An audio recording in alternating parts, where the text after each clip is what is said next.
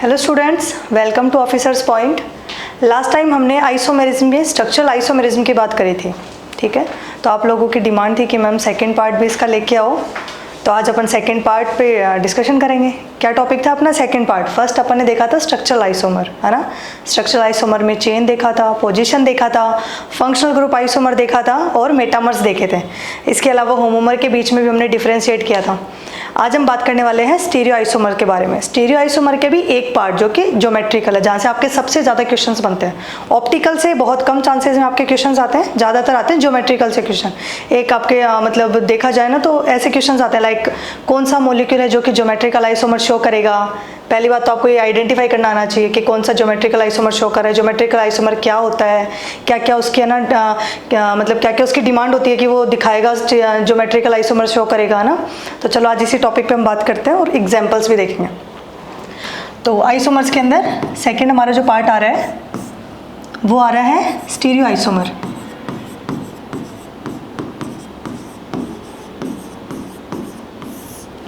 ठीक है, हमने लास्ट टाइम जब बात करी थी टॉपिक के ऊपर तो मैंने आपको ये बोला था कि सबसे पहले जब भी हम आइसोमर देखते हैं या फिर हमें जब भी दो मॉलिक्यूल दे दिए जाएं तो हमें स्टार्टिंग कहाँ से करनी है?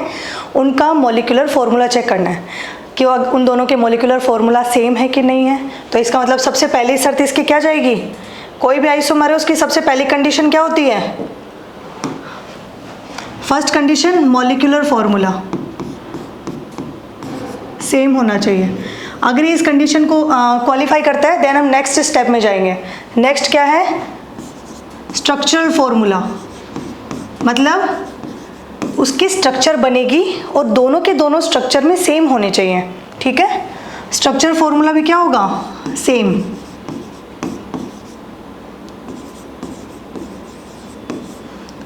तो फिर स्टीरियो में डिफरेंस कहाँ पे आएगा? तो देखो, जब भी कोई मॉलिक्यूल है, हम भले ही उन मॉलिक्यूल्स को 2D के अंदर बना रहे हैं। जैसे मान लो कि अगर मैंने अल्कोहल बनाया है, सिर्फ यही देखो लो एग्जांपल हम समझते हैं इससे कि लाइक मैंने ये वाला एग्जांपल बनाया है CH3CH2OH। अगर मैंने इतना सब एग्जांपल लिया ना तो डेफिनेटली ये मॉलिक्यूल ऐसा नहीं दिखता है ना। अगर हम इसके हाइब्रिडाइजेशन की बात करें तो कार्बन का हाइब्रिडाइजेशन क्या है? sp3। इस वाले का भी क्या है? sp3।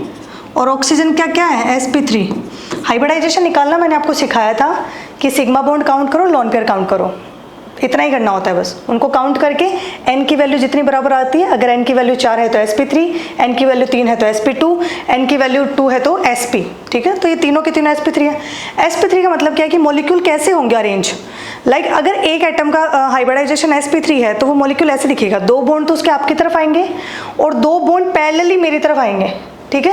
जैसे ये आपकी तरफ आ गए और परपेंडिकुलर वे में वो मेरी तरफ आएंगे, ठीक है। तो इस तरीके से मॉलिक्यूल अरेंज होता है। जैसे अगर 3D में बात करें, ये दोनों प्लेन में आ गए, ये टुवार्ड द व्यूवर हो गया, ये अवे फ्रॉम द व्यूवर हो गया, मतलब ये मॉलिक्यूल हमें ऐसा दिखता है। इसका मतलब ये जितने भी हाइब्रिडाइजेशन sp3 वाले दिखा रहे हैं ना, सबका सब एटम ऐसे ही अरेंज होंगे। लाइक अगर ये CH3 को हम देखें तो मान लो इसके 2 हाइड्रोजन ऐसे हो गए, ठीक है। तो तीसरा वाला ऊपर रहेगा और CH3 का अगला जो CH2 से जुड़ा वो बॉन्ड जाएगा नीचे। फिर वो भी अपन को ऐसे दिखाएगा कि उसके 2 हाइड्रोजन ऊपर, एक हाइड्रोजन ऊपर चला गया, 2 प्लेन में चले गए, उसमें से एक ऑक्सीजन होगा, फिर ऑक्सीजन का हाइड्रोजन यहाँ चला गया, लोन पेयर ऊपर नीचे ऐसे जाएगा। तो मतलब मॉलिक्यूल ऐसे पूरा घूम जाता है जब 3D के अंदर आता है। अभी हम 2D में देख रहे हैं, कितना शांत सा लग रहा है, भोला भाला मासूम। ऐसा नहीं होता। अगर इस मॉलिक्यूल को तुम 3D में देखोगे ना तो वो पूरा घुमा हुआ दिखेगा, ठीक है। तो अगर मान लो कोई मॉलिक्यूल ऐसा है जिसके मॉलिक्यूलर फॉर्मूला सेम है, स्ट्रक्चर फॉर्मूला सेम है, लेकिन 3D के अंदर अगर उसका ओरिएंटेशन डिफरेंट है ना, तो ऐसे स्ट्रक्चर दिखाते हैं स्टीरियो आइसोमर, ठीक है। तो डिफर कहाँ आएगा इनमें? ये डेफिनेशन आपको पता होनी चाहिए, इस डेफिनेशन पे क्वेश्चन आ जाता है आपके। डिफरेंस कहाँ पे आएगा? 3D अरेंजमेंट में,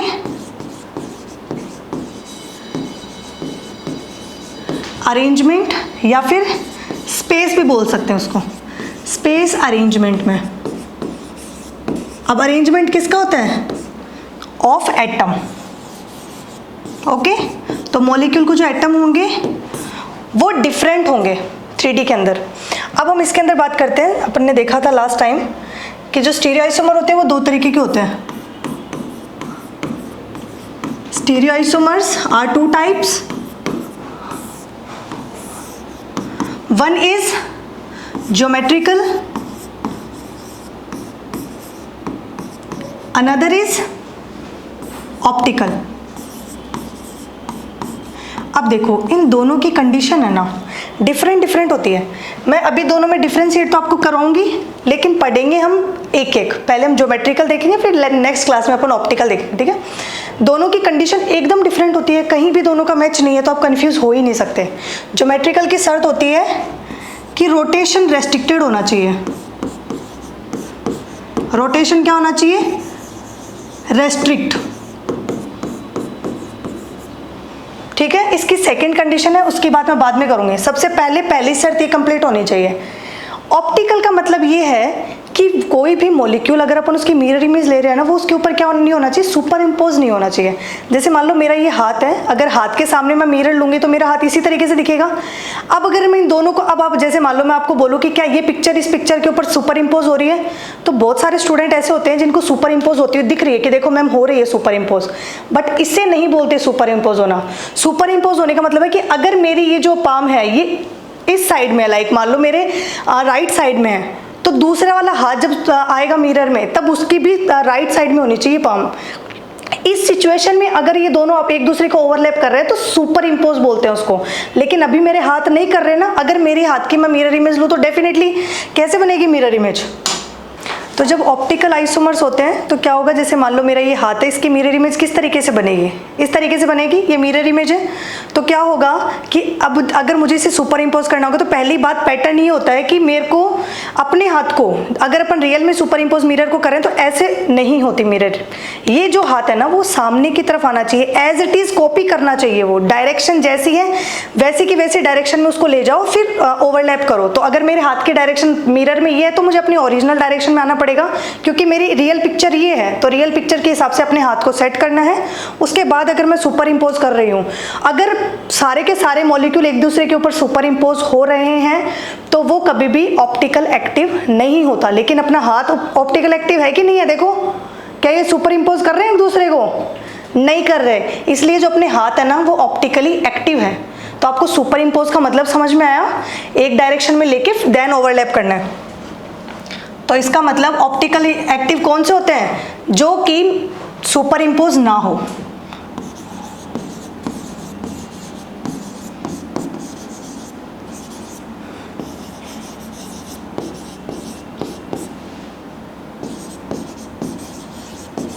सुपर इम्पोज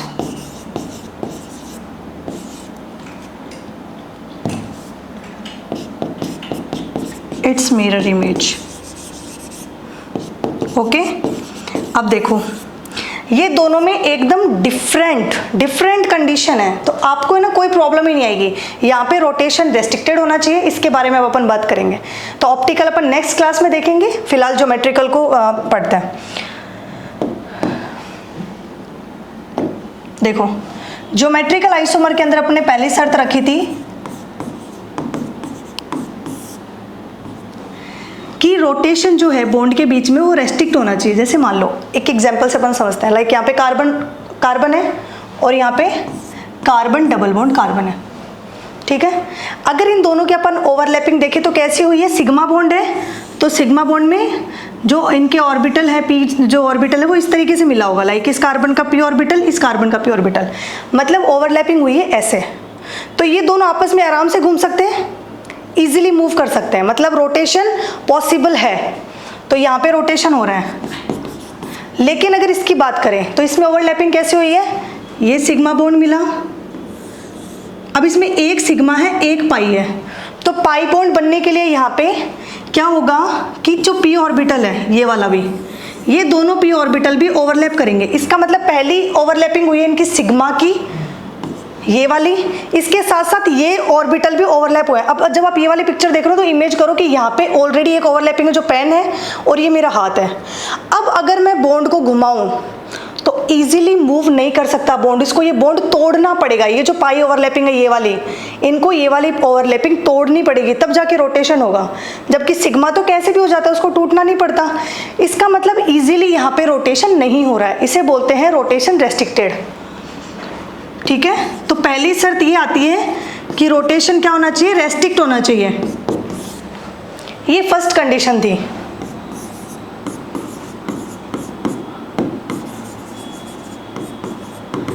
सेकंड कंडीशन क्या होती है, क्या इतना होने पर वो ज्योमेट्रिकल दिखा देगा?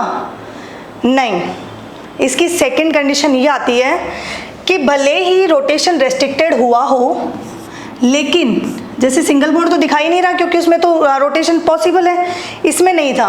अब सेकंड कंडीशन क्या आती है कि इससे जुड़े हुए जो मॉलिक्यूल्स हैं, लाइक कार्बन के 2 मॉलिक्यूल्स यहाँ जुड़े होंगे क्योंकि कार्बन की वैलेंसी 4 होती है, 1 2 3 4। अब यहाँ पे जो मॉलिक्यूल जुड़े हैं वो क्या होनी चाहिए, आपस में एक ही न्यूक्लियाई, मतलब एक कार्बन के दोनों ये जो एटम है ना, ये डिफरेंट होने चाहिए, ये दोनों एटम सेम नहीं होने चाहिए। अगर किसी भी कंडीशन में ऐसा हो गया कि आपको रोटेशन तो रेस्ट्रिक्टेड दिया हुआ है, लेकिन अगर ये मॉलिक्यूल सेम है तो वो नहीं दिखाएगा ज्योमेट्रिकल, ये दोनों मॉलिक्यूल होने चाहिए डिफरेंट। जैसे मान लो मैंने ये मॉलिक्यूल बना दिया, इसमें क्या हुआ, वो दोनों तो डिफरेंट है लेकिन ये दोनों सेम आ गए, ठीक है, तो अब ये ज्योमेट्रिकल आइसोमर नहीं दिखाएगा, ये ज्योमेट्रिकल आइसोमर नहीं शो करेंगे क्योंकि ये दोनों एटम डिफरेंट होने चाहिए। आप खुद इमेजिन करो, सोचो कि पहले एक बॉन्ड है, एक मॉलिक्यूल है जिसके इस तरीके से ये कार्बन कार्बन डबल बॉन्ड है, यहाँ पे ए है, यहाँ पे बी है, ठीक है, और यहाँ पे ए है, यहाँ पे ए है। अगर मैं इस बॉन्ड को तोड़ के घुमा भी दूं, भले मैं इधर वाले ए बी को घुमा दूं, भले मैं इधर ए को घुमा दूं, अगर वो घूम भी गया तो घूम के वापस ए ही आएगा सामने। लाइक अगर मैंने इसको घुमा भी दिया, ठीक है, इसको मैं डैश नाम दे रही हूँ, है ये दोनों सेम ही, ए डैश इक्वल है ए के। अगर मैंने इसको घुमा भी दिया और अगर मैं ए डैश को यहाँ ले भी आई ए के साथ, तो क्या फर्क पड़ा, ये दोनों बात तो एक है ना, भले ही वो इसके बराबर आए, भले वो इसके बराबर है, ये दोनों जब सेम ही है तो ये वही तो मॉलिक्यूल है जो बी के साथ है, इसलिए इनमें चेंज नहीं आ सकता, ये नहीं है ऑप्टिकली चेंज, ठीक है। ऑप्टिकल का चेंज होता है, मतलब अभी जो अपन पढ़ रहे थे स्टीरियो का चेंज होता है, 3D में चेंज होना चाहिए, ये कोई चेंज है क्या, ये तो वापस वही स्ट्रक्चर बन गई सिमिलर सी। इसीलिए जीआई में ये शर्त दी जाती है कि ये जो एटम है ये होने चाहिए डिफरेंट। तो अगर इसको जीआई दिखाना है तो क्या होना चाहिए, लाइक कार्बन है यहाँ पे आ गया ए, यहाँ पे आ गया बी, यहाँ पे भी आना चाहिए ए, यहाँ पे भी आना चाहिए बी। अब ये डिफरेंट है ना। पहली बात, रोटेशन नहीं हो रहा, पहली शर्त कंप्लीट कर ली। सेकंड शर्त क्या थी, एक ही न्यूक्लियाई से जुड़े हुए दोनों एटम डिफरेंट होने चाहिए, दोनों तरफ डिफरेंट है, सेकंड कंडीशन भी फुलफिल, तो ये जीआई दिखाएगा। अब अगर मैंने इस बॉन्ड को घुमाया ना तो क्या होगा, ए है ना उठ के बी की साइड आ जाएगा और ये जो बी है वो अपोजिट चला जाएगा। तो अगर सेकंड स्ट्रक्चर में बनाऊंगी तो दोनों में चेंज होगा देखने में। जैसे अगर इसी स्ट्रक्चर का मैं दूसरा जीआई बनाती हूँ तो कैसे बनेगा, कार्बन कार्बन, यहाँ पे ए बी, यहाँ पे बी ए। अब इन दोनों का ओरिएंटेशन देखो कितना चेंज है, पहले ए के साथ था ए, जैसे ही मैंने बॉन्ड को घुमाया ए के साथ आ गया बी, स्ट्रक्चर बदल गई। इसीलिए ये शर्त सेकंड रखी जाती है कि दोनों न्यूक्लियाई डिफरेंट होने चाहिए। ये बेसिक है ज्योमेट्रिकल की, आपको दो शर्त याद रखनी है। पहली बात रेस्ट्रिक्टेड रोटेशन, सेकंड ये जो जुड़े हुए दोनों न्यूक्लियाई हैं वो डिफरेंट होने चाहिए। अब आपके सिलेबस में जीआई कौन कौन सा दिखाते हैं वो समझते हैं। देखो पहली शर्त अगर रेस्ट्रिक्टेड रोटेशन के हिसाब से देखें तो कार्बन डबल बॉन्ड कार्बन दिखाता है, सेकंड दिखाता है एजो ग्रुप, ये ग्रुप भी दिखाता है, थर्ड दिखाता है ऑक्सिम ग्रुप। अब देखो आपको दिखाती हूँ मैं, है ना। लाइक अगर ये कार्बन डबल बॉन्ड कार्बन है, यहाँ पे मैंने एक तरफ हाइड्रोजन जोड़ दिया, एक तरफ कोई आर ग्रुप जोड़ दिया, यहाँ पे कोई आर ग्रुप जुड़ा है, यहाँ पे कोई हाइड्रोजन जुड़ा है, एक ही न्यूक्लियाई से जुड़ी हुई दोनों डिफरेंट चीजें हैं तो ये ज्योमेट्रिकल दिखाएगा। अब एजो ग्रुप के अंदर क्या है, हमें पता है कि नाइट्रोजन की वैलेंसी कितनी होती है, 3 होती है, कार्बन की 4 वैलेंसी होती है, नाइट्रोजन की 3 होती है। मतलब 2 बॉन्ड तो नाइट्रोजन ने बना लिया, एक बॉन्ड और बना सकता है वो, तो बनवा दो, ये लो। इसका मतलब पहली शर्त तो इसने फॉलो कर दी कि रोटेशन नहीं हो रहा, लेकिन सेकंड शर्त का क्या करें, ये जो न्यूक्लियाई था इसके बराबर में तो कोई है ही नहीं जिसके साथ मैं इस न्यूक्लियाई को कंपेयर करूं, ये दोनों तो हाइड्रोजन हाइड्रोजन आ गए। अब क्या किया जाए, तो इसका मतलब इसने सेकंड शर्त फुलफिल नहीं करी, ये तो नहीं दिखाना चाहिए, है ना, नहीं दिखाना चाहिए ना आपके हिसाब से। तो देखो इसका सॉल्यूशन क्या है कि नाइट्रोजन के ऊपर लोन पेयर होते हैं, एजो ग्रुप में नाइट्रोजन के ऊपर होते हैं लोन पेयर। यहाँ पे जो देखा जाता है वो हाइड्रोजन और लोन पेयर के बीच में कंपैरिजन देखा जाता है, ठीक है। फिर आता है ऑक्सिम ग्रुप। ऑक्सिम ग्रुप में यहाँ पे आर भी हो सकता है, हाइड्रोजन भी हो सकता है, यहाँ पे हाइड्रोजन भी हो सकते हैं, R भी हो सकता है, ठीक है। ये ऑक्सिम ग्रुप है। ये तीनों टाइप के मॉलिक्यूल आपके सिलेबस में हैं और ये ज्योमेट्रिकल आइसोमर शो करते हैं। पहली शर्त रेस्ट्रिक्टेड रोटेशन एंड सेकंड शर्त क्या होती है कि दोनों मॉलिक्यूल डिफरेंट डिफरेंट होने चाहिए, एक ही न्यूक्लियाई से जुड़े हुए दोनों मॉलिक्यूल्स डिफरेंट होने चाहिए, ठीक है। अब देखो ये जो है, अगर हम इसके अंदर बात करें तो कार्बन कार्बन, सबसे पहले एक चीज देखते हैं। जैसे मान लो हम बात कर रहे हैं सबसे पहले ज्योमेट्रिकल में सिस ट्रांस आइसोमर के, कि सिस ट्रांस आइसोमर कौन से होते हैं, ये आपके आता है, पूछा जाता है आपसे सिस ट्रांस। तो सिस ट्रांस की शर्त ये रहती है सिंपली कि सेम ग्रुप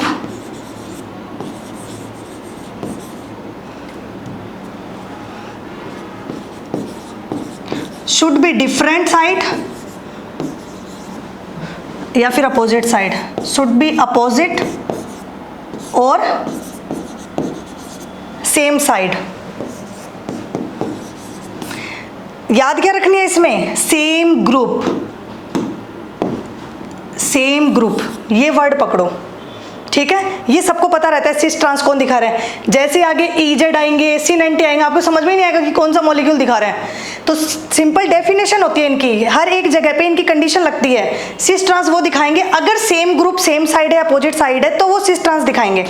जैसे मानो ये एग्जाम्पल समझो, यहाँ पे कार्बन कार्बन है, यहाँ पे हाइड्रोजन है हाइड्रोजन है, ये CH3 ग्रुप है, ठीक है। यहाँ पे अगर मैं सेम ग्रुप देखूं, लाइक मैंने CH3 को पकड़ लिया, ये दोनों एक दूसरे के क्या है, सेम ग्रुप दिख रहे हैं दोनों के दोनों, बट अपोजिट साइड है, तो ये दिखाएंगे ट्रांस। अगर ये ही दोनों सेम साइड होते, CH3 तो ये क्या दिखाते हैं, सिस। अब कोई बोलेगा नहीं मैम हम तो CH3 के कंपैरिजन में नहीं देखेंगे, हम तो हाइड्रोजन के रिस्पेक्ट में देखेंगे।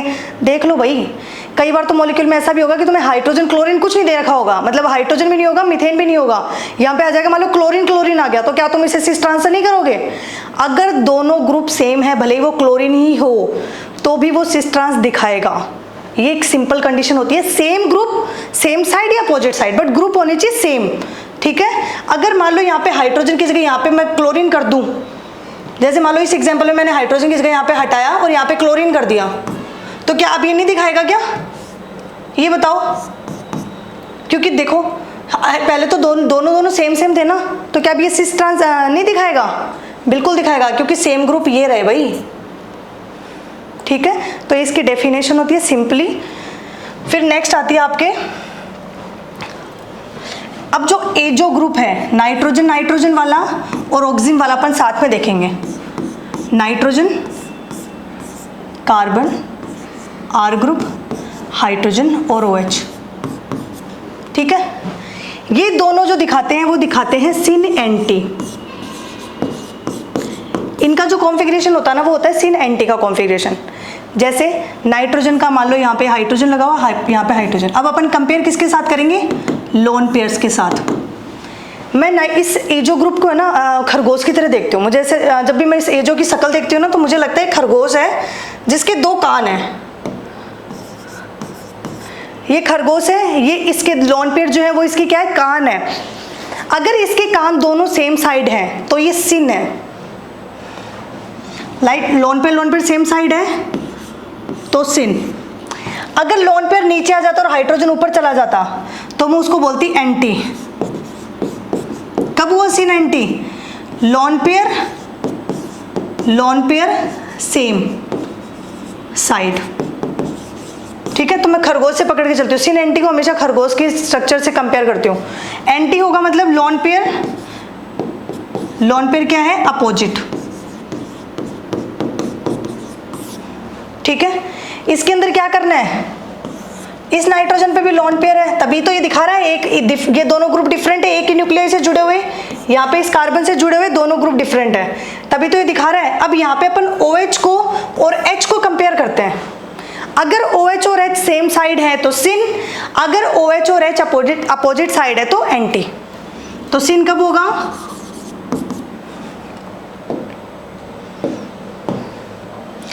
Hydrogen and OH same side, और एंटी कब होगा? हाइड्रोजन और hydrogen and OH opposite side. यहाँ पे जो सारा खेल होता है ना ज्योमेट्रिकल में, वो सेम साइड अपोजिट साइड इसी का होता है, क्योंकि जब एक बॉन्ड रोटेट कर दिया, मतलब रेस्ट्रिक्ट कर दिया, तो डेफिनेटली वो 2D में ही होगा मॉलिक्यूल, या तो वहाँ जाएंगे बॉन्ड या यहाँ जाएंगे, और कोई पॉसिबिलिटी है ही नहीं, ठीक है। तो इसलिए इसमें सिन एंटी देखा जाए तो अपोजिट सेम का खेल होता है। बस आपको ये पता होना चाहिए कौन से के लिए सिस ट्रांस यूज करेंगे, कौन से के लिए सिन एंटी करेंगे, कौन से के लिए EZ करेंगे। थर्ड टाइप होता है EZ। इनके लिए एजो ग्रुप और इनके लिए क्या करेंगे? ऑक्सिम के लिए भले ही वो कीटोक्सिम हो या एल्डोक्सिम हो, ठीक है। कीटोक्सिम का मतलब होगा कि यहाँ पे ग्रुप आएगा सेकंड R की जगह, H की जगह R आएगा, और एल्डोक्सिम का मतलब है कि यहाँ पे H ही आएगा। ये दोनों में डिफरेंशिएट है बस। तो ये क्या, ये सारे सिन एंटी दिखाएंगे। अब थर्ड आती है EZ नेमिंग। जब आप दोनों सारी तरफ से हार मान जाओ, जब कुछ भी काम नहीं कर रहा, लाइक ना तो सिन एंटी काम आ रहा ना सिस ट्रांस काम आ रहा, उस टाइम पे आएगा EZ। कैसे? ऐसे स्ट्रक्चर के लिए। थर्ड टाइप है EZ। इसमें क्या हो रहा है देखो, लाइक ये कार्बन डबल बॉन्ड कार्बन है, यहाँ पे जुड़ा है हाइड्रोजन, यहाँ पे जुड़ा है CH3, यहाँ पे जुड़ा है क्लोरीन, यहाँ पे जुड़ा है फ्लोरीन। यहाँ पे कोई भी इस सिचुएशन में एक भी मॉलिक्यूल ऐसा नहीं है जो सेम दिखे और सेम साइड हो। ना ही ये कोई एजो ग्रुप है, ना ये ऑक्सिम ग्रुप है। मतलब देखा जाए तो कोई सी भी कंडीशन है ना, ये फुलफिल नहीं कर पा रहा। देखो आप इस मॉलिक्यूल को ध्यान से देखो, तो यहाँ पे क्या आएगा फिर? यहाँ पे आती है नेमिंग EZ से। अब देखो, जब EZ की बात करते हैं तो हमें याद होना चाहिए CIP रूल। बिना CIP रूल के हम ये नहीं कर पाएंगे। यहाँ पे एक रूल आता है CIP रूल। इसके बारे में आपको ज़्यादा नहीं जाना, पहली बात ये आपके सिलेबस में है भी नहीं, लेकिन कोई क्वेश्चन आ जाए तो सिर्फ टिक कर दो, इतना ही जानना जरूरी है आपके लिए, ठीक है। इससे ज़्यादा जरूरी नहीं है। सबसे पहले अगर CIP रूल की फर्स्ट कंडीशन देखें तो क्या बोलेंगे? मॉलिक्यूल का एटॉमिक नंबर क्या होना चाहिए? High atomic number gets high priority. देखो CIP रूल पूरा का पूरा प्रायोरिटी पे बेस्ड है कि किसको पहले रखेंगे, किसको बाद में रखेंगे। तो अगर किसी का एटॉमिक नंबर हाई है तो उसको प्रायोरिटी में फर्स्ट रखेंगे, ठीक है। सेकेंड कंडीशन आती है, अगर एक मॉलिक्यूल हमने, एक स्ट्रक्चर हमने देख लिया, एक मॉलिक्यूल देख लिया, उसके बाद भी है ना हमें नहीं पता चल रहा, तो नेक्स्ट मॉलिक्यूल को चेक करेंगे, ठीक है। और ये रूल है ना सीक्वेंसली लगाना है आपको। पहले फर्स्ट रूल लगाना है, फिर सेकंड लगाना है, फिर थर्ड लगाना है। बीच में नहीं कि पहले तुमने थर्ड लगा दिया, इस तरीके से नहीं लगता है। कंटिन्यू लगता है ये रूल कि आपने फर्स्ट लगाया, फर्स्ट फेल हो गया, देन आपको सेकंड रूल लगाना है, ठीक है। Next atom check.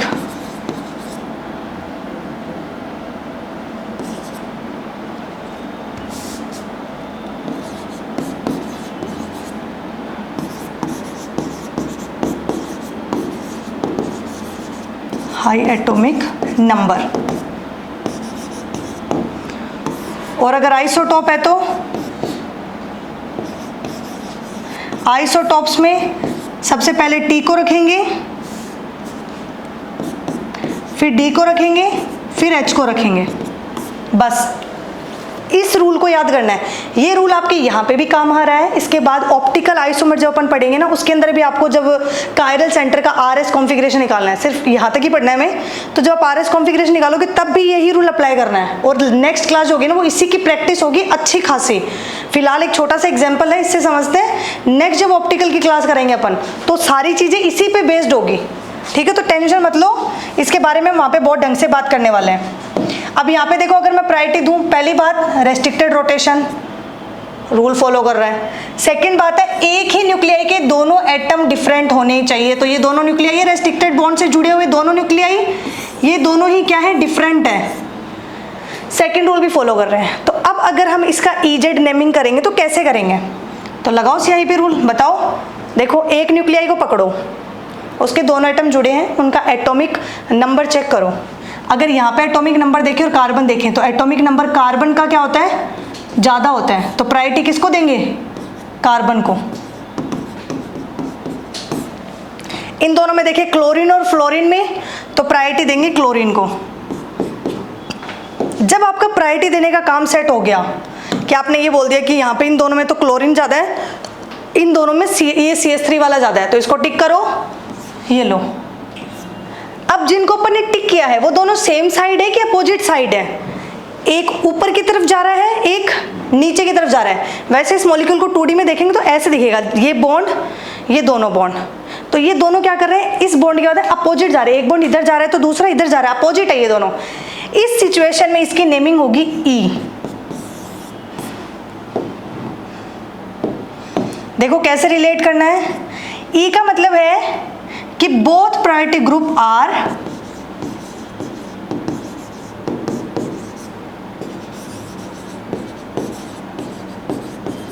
Opposite to each other.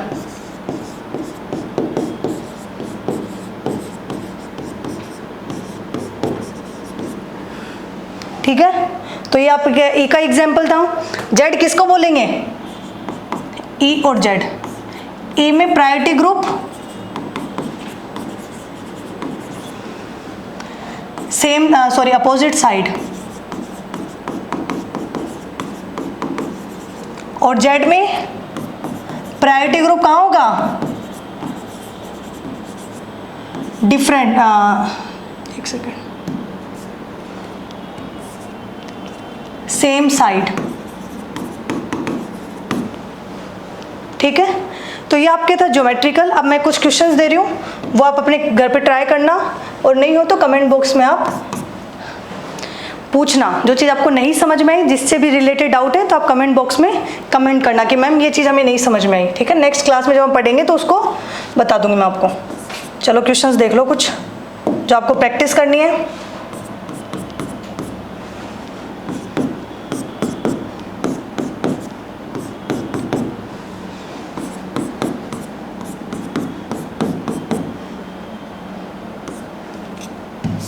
इन दोनों का मुझे रिलेशन बताओगे आप।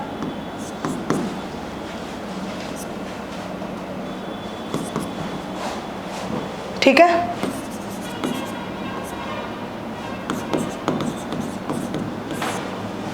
ये दोनों आपस में क्या है, अगर ये सिस ट्रांस है या फिर EZ है या फिर किस नाम से आप इसे बुलाओगे। ठीक है, एक क्वेश्चन।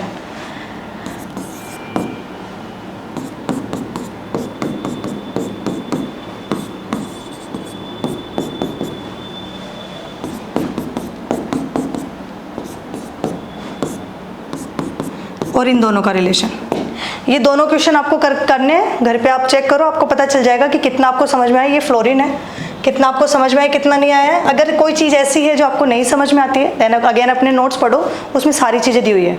ठीक है student, all the best, thank you.